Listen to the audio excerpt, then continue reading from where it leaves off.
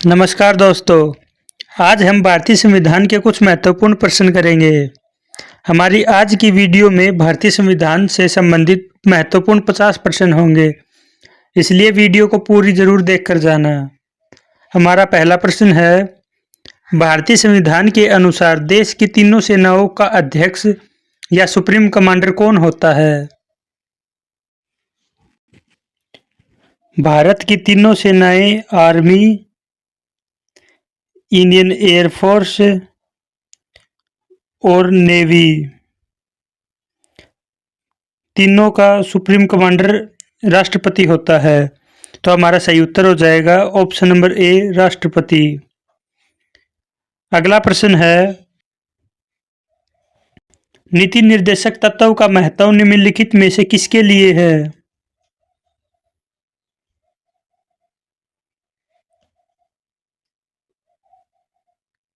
सही उत्तर है option number B, राज्यों के लिए महत्वपूर्ण है। अगला प्रश्न है, मताधिकार की आयु 21 वर्ष से घटाकर 18 वर्ष किस संशोधन के द्वारा की गई थी?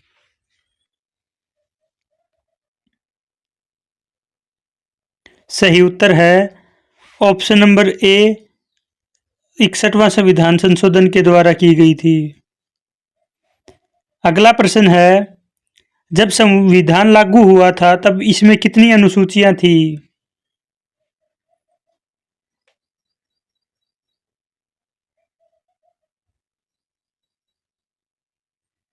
सही उत्तर है ऑप्शन नंबर ए, 8 अनुसूचियां थी। जब संविधान लागू हुआ तब इसमें 8 अनुसूचियां थी और वर्तमान में 12 अनुसूचियां हैं प्रेजेंट टाइम में। अगला प्रश्न है, निम्नलिखित में से किस भाग को संविधान की आत्मा कहा जाता है?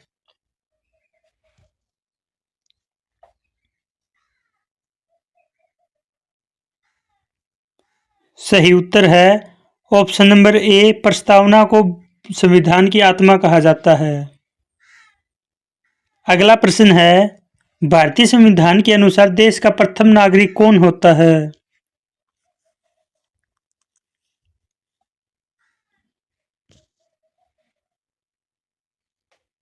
सही उत्तर है ऑप्शन नंबर ए, राष्ट्रपति होता है और राष्ट्रपति ही तीनों सेनाओं का सुप्रीम कमांडर भी होता है। अगला प्रश्न है, भारतीय संविधान निम्नलिखित में से कौन सी नागरिकता प्रदान करता है?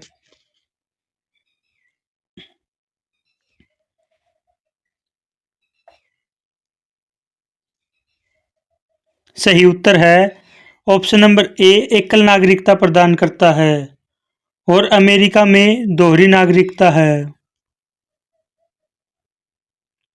अगला प्रश्न है, भारतीय संविधान के निर्माण में कुल कितना समय लगा था? हमारा संविधान 26 नवंबर 1949 को बनकर तैयार हुआ था, तो उस टाइम पर इसको बनने में 2 वर्ष 11 महीने 18 दिन का समय लगा था। तो हमारा सही उत्तर हो जाएगा ऑप्शन नंबर सी, 2 वर्ष 11 महीना और 18 दिन। अगला प्रश्न है, भारतीय संविधान की प्रस्तावना में देश का कौन सा नाम उल्लेखित है? प्रस्तावना में भारत के सिर्फ 2 ही नाम उल्लेखित हैं, भारत और इंडिया। तो सही उत्तर हो जाएगा ऑप्शन नंबर सी, भारत और इंडिया। अगला प्रश्न है, भारतीय संविधान की प्रथम बैठक first meeting of constituent assembly कब हुई थी?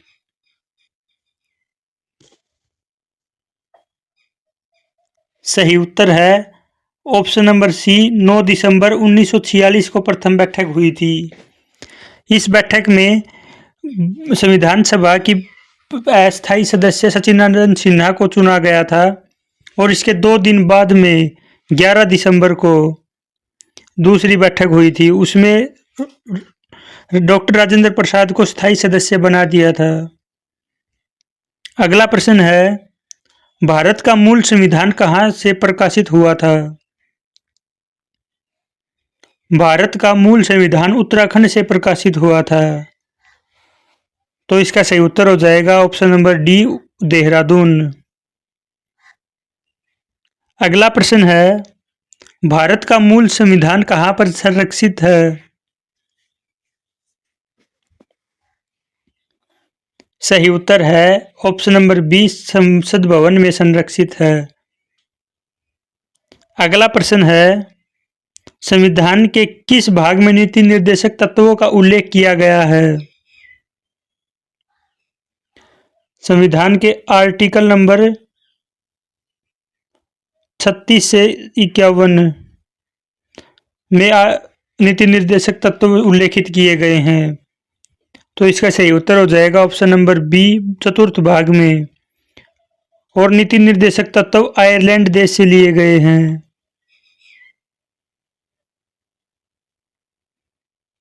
अगला प्रश्न है, संविधान के किस भाग में संविधान संशोधन की प्रक्रिया का उल्लेख है? तो संविधान की संशोधन की प्रक्रिया आर्टिकल नंबर 368 में उल्लेखित है और यह दक्षिण अफ्रीका से ली गई है। इसका सही उत्तर हो जाएगा ऑप्शन नंबर सी, भाग 20 में उल्लेखित है और आर्टिकल नंबर 368 में, और साउथ अफ्रीका से लिया गया है।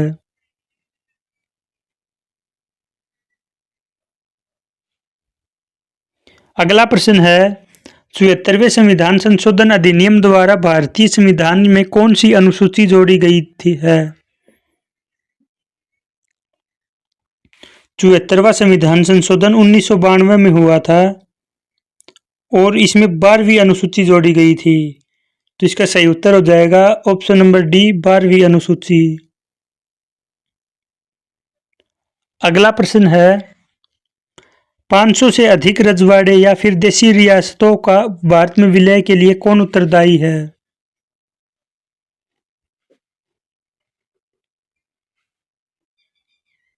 सही उत्तर है option number C, Sardar Vallabh भाई पटेल। इन्होंने ही सभी रियासतों को भारत में मिलाया था। अगला प्रश्न है, नए राज्य के गठन अथवा सीमा में परिवर्तन करने का अधिकार किसको है?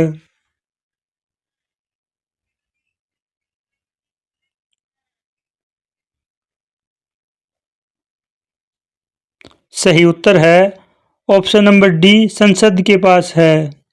इसमें लोकसभा और राज्यसभा में मत प्रतिशत के आधार पर किया जाता है। अगला प्रश्न है, भारत के संविधान को कब अपनाया गया था? भारत का संविधान 26 नवंबर 1949 को बनकर तैयार हो गया था। तब इसलिए 26 नवंबर को संविधान दिवस मनाया जाता है और इसको अपनाया 26 जनवरी 1950 को था।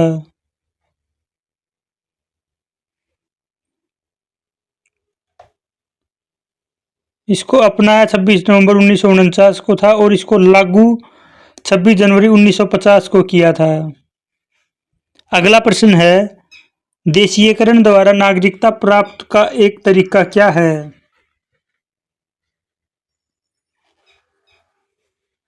सही उत्तर है ऑप्शन नंबर सी, विदेशी पुरुष से विवाह करने पर। अगला प्रश्न है, मौलिक अधिकारों के निलंबन का आदेश कौन दे सकता है?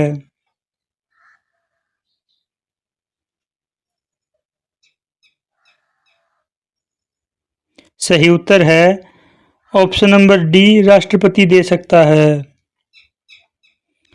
अगला प्रश्न है, भारतीय संविधान के किन अनुच्छेदों में नागरिकता संबंधी प्रावधान दिए गए हैं? नागरिकता संबंधी प्रावधान भाग 2 में है और भाग 2 अनुच्छेद 5 से 11 तक है। इसलिए हमारा सही उत्तर हो जाएगा ऑप्शन नंबर बी, अनुच्छेद 5 से 11। अगला प्रश्न है, भारतीय संविधान द्वारा भारतीय नागरिकों को कुल कितने मौलिक अधिकार प्रदान किए गए थे? जब मौलिक अधिकार प्रदान किए गए थे तो उस टाइम पर 7 मौलिक अधिकार प्रदान किए गए थे और अब वर्तमान में 6 मौलिक अधिकार हैं। संपत्ति के अधिकार को हटाकर कानूनी अधिकार बना दिया है। तो इसका सही उत्तर हो जाएगा ऑप्शन नंबर बी, 7 मौलिक अधिकार थे शुरुआत में। अगला प्रश्न है, भारतीय नागरिकों के मौलिक अधिकारों का वर्णन किस अनुच्छेद में है? सही उत्तर है ऑप्शन नंबर ए, अनुच्छेद 12 से 35 में है और अनुच्छेद 36 से 31 में राज्य के नीति निर्देशक तत्व हैं। अगला प्रश्न है, संविधान का वह कौन सा भाग है जो संविधान के निर्माता के मस्तिष्क और उद्देश्य को प्रतिबिंबित करता है?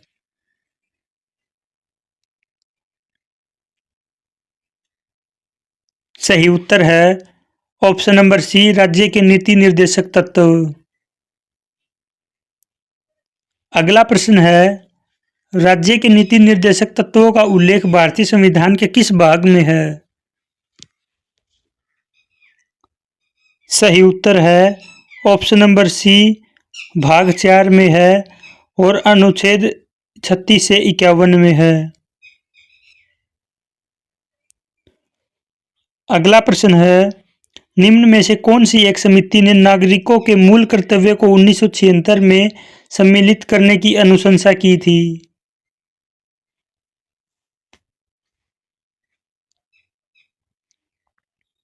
सही उत्तर है ऑप्शन नंबर डी, स्वर्ण सिंह समिति ने की थी।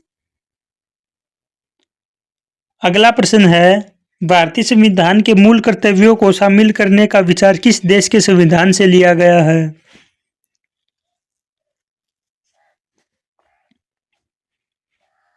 सही उत्तर है ऑप्शन नंबर डी, सोवियत संघ या फिर वर्तमान में रूस से लिए गए हैं और आयरलैंड से राज्यों के नीति निर्देशक तत्व लिए गए हैं।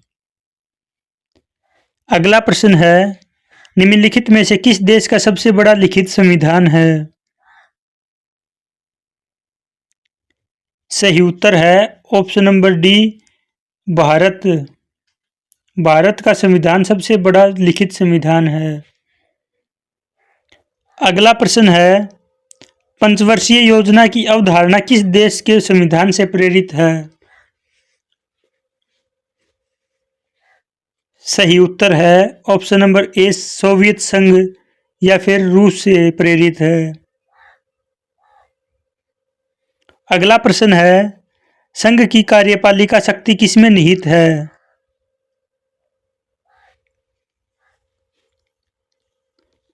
यह आर्टिकल 53 में है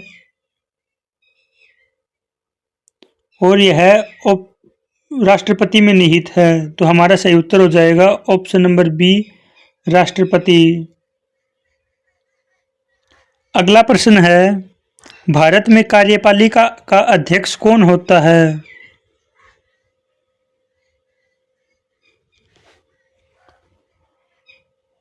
सही उत्तर है ऑप्शन नंबर ए, राष्ट्रपति अध्यक्ष होता है। अगला प्रश्न है, संपूर्ण संविधान को कब लागू किया गया था? तो संविधान को 26 नवंबर 1949 को तो अपनाया गया था और 26 जनवरी 1950 को लागू किया था। तो सही उत्तर हो जाएगा ऑप्शन नंबर बी, 26 जनवरी 1950 को लागू हुआ था।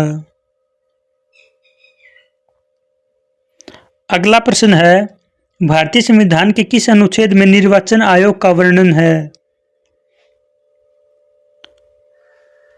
सही उत्तर है ऑप्शन नंबर बी, अनुच्छेद 324 में निर्वाचन आयोग का वर्णन है। अगला प्रश्न है, संविधान के उद्देशिका या प्रस्ताव का संशोधन कितनी बार किया गया है?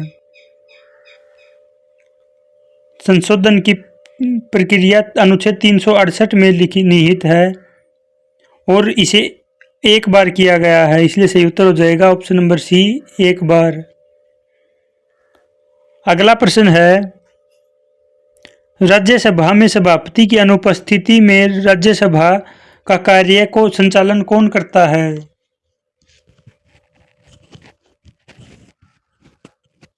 जैसे लोकसभा अध्यक्ष की अनुपस्थिति में लोकसभा का संचालन लोकसभा उपाध्यक्ष करता है, उसी प्रकार राज्यसभा के सभापति की अनुपस्थिति में राज्यसभा का संचालन उपसभापति करता है।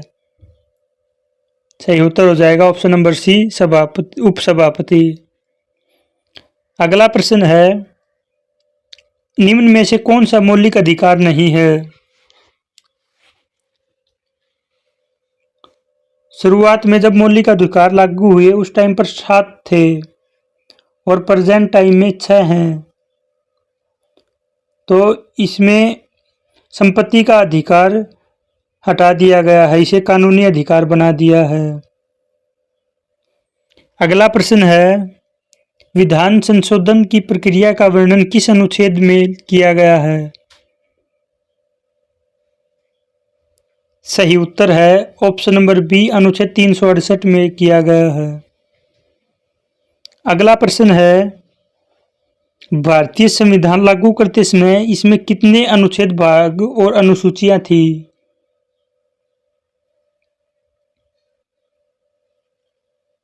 सही उत्तर है ऑप्शन नंबर ए, 395 अनुच्छेद, 22 भाग और 8 अनुसूचियां थी। और प्रेजेंट टाइम पर 248 अनुच्छेद, 22 भाग और 12 अनुसूचियां हैं। अगला प्रश्न है, जब संविधान लागू हुआ था तब इसमें कितनी अनुसूचियां थी? जब संविधान लागू हुआ तब इसमें 8 अनुसूचियां थी और अब प्रेजेंट टाइम में 12 अनुसूचियां हैं। अगला प्रश्न है, जब संविधान लागू हुआ तब इसमें कितने भाग थे? सही उत्तर है ऑप्शन नंबर डी, 22 भाग थे और वर्तमान में भी 22 भाग ही हैं। अगला प्रश्न है, संविधान सभा को किसने मूर्त रूप प्रदान किया था?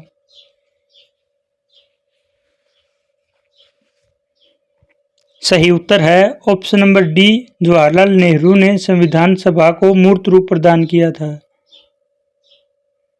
अगला प्रश्न है, भारतीय संविधान के किस भाग को उसकी आत्मा की आख्या कहा प्रदान की गई है? सही उत्तर है ऑप्शन नंबर ए, प्रस्तावना को प्रदान की गई है। अगला प्रश्न है, भारतीय संविधान की कौन सी विशेष व्यवस्था इंग्लैंड से ली गई है?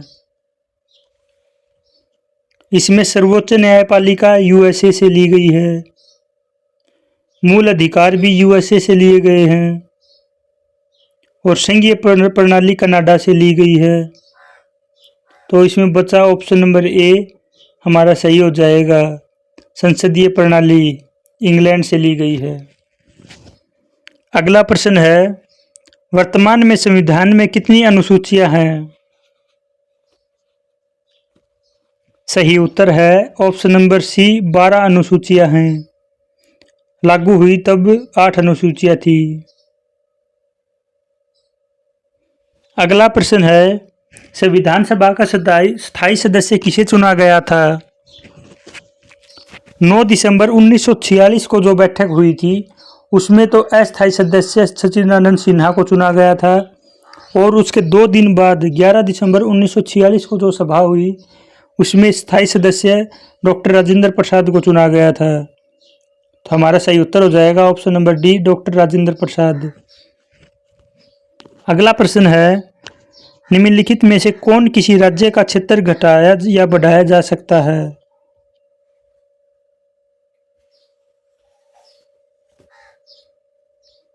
सही उत्तर है ऑप्शन नंबर बी, संसद के द्वारा किसी भी राज्य का क्षेत्र बढ़ाया या घटाया जा सकता है। अगला प्रश्न है, भारत की संप्रभुता किसमें निहित है?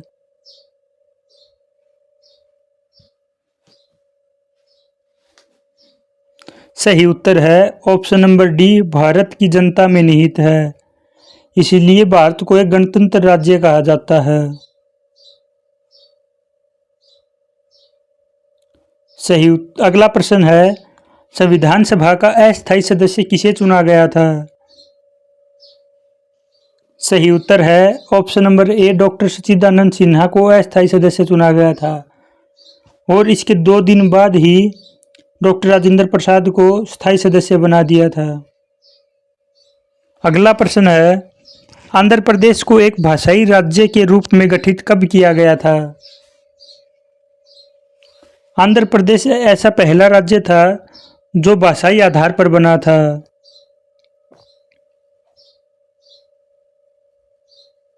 इसे 1953 में पहला भाषाई आधारित राज्य बनाया गया था। अगला प्रश्न है, किस अनुच्छेद के तहत संसद को नागरिकता के संबंध में कानून बनाने का अधिकार प्रदान किया गया है?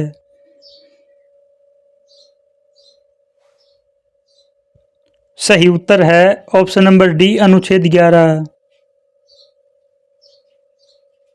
आज के 50 प्रश्न में से आपने कितने सही किए कमेंट बॉक्स में ज़रूर बताना। धन्यवाद।